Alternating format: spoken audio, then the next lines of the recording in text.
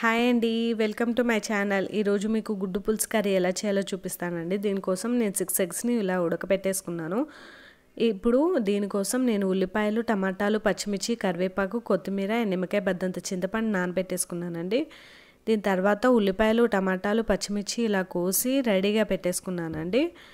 ఇవన్నీ రెడీగా పెట్టేసుకొని ఒక పక్కకు పెట్టేసుకున్నాను. ఇప్పుడు ఒక ప్యాన్ పెట్టుకొని ఆ ప్యాన్ కొంచెం వేడెక్కిన తర్వాత దాంట్లో ఆయిల్ యాడ్ చేసుకొని ఆయిల్ కూడా వేడెక్కిన తర్వాత ఇందాక తీసుకున్న ఎగ్స్ని అయితే యాడ్ చేసుకొని అవి కొంచెం బ్రౌనిష్ వచ్చే వరకు వేయించుకున్నానండి.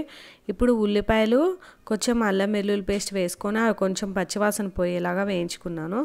అవి కొంచెం పచ్చివాసన పోయిన తర్వాత ఇప్పుడు దాంట్లోకి పచ్చిమిర్చి, కరివేపాకు అండ్ టమాటా కూడా యాడ్ చేసేసాను.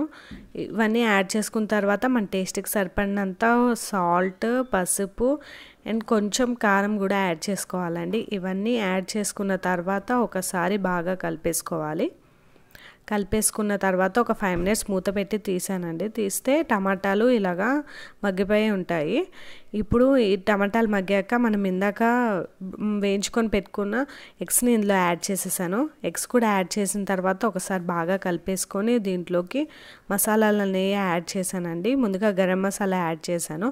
గరం మసాలా యాడ్ చేసిన తర్వాత కొంచెం ధనియాల పొడి కూడా యాడ్ చేశాను. ఒక 2 టేబుల్ స్పూన్ అంత ధనియాల పొడి వేసానండి.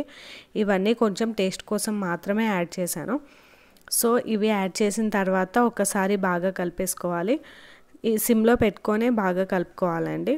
ఇలా కలిపేసుకున్న తర్వాత మనం ఇందాక రెడీ చేసి పెట్టుకున్న చింతపండు పులుసు ఏదైతే ఉందో అది కూడా యాడ్ చేసేసుకున్నాను. అండ్ కొంచెం ఒక 1 గ్లాస్ ఆఫ్ వాటర్ వేసుకొని మూత పెట్టేసుకున్నాను. చింతపండు పులుసు అనేది ఇలా మరిగిపోతుంది. ఇప్పుడు కొత్తిమీర కూడా దీంట్లో యాడ్ చేసేసుకొని గార్నిష్ చేసేసుకోవడమే. ఇది దించేసుకున్న తర్వాత మనము దీన్ని రైస్లోకి కానీ చపాతీస్లో కానీ తింటే చాలా టేస్టీగా ఉంటుందండి. ఇది మీకు నచ్చినట్టయితే మీరు కూడా ఇలా ట్రై చేసినట్టయితే నా కమెంట్ బాక్స్లో కమెంట్ చేస్తారని అనుకుంటున్నాను. Please do like and subscribe to my channel friends.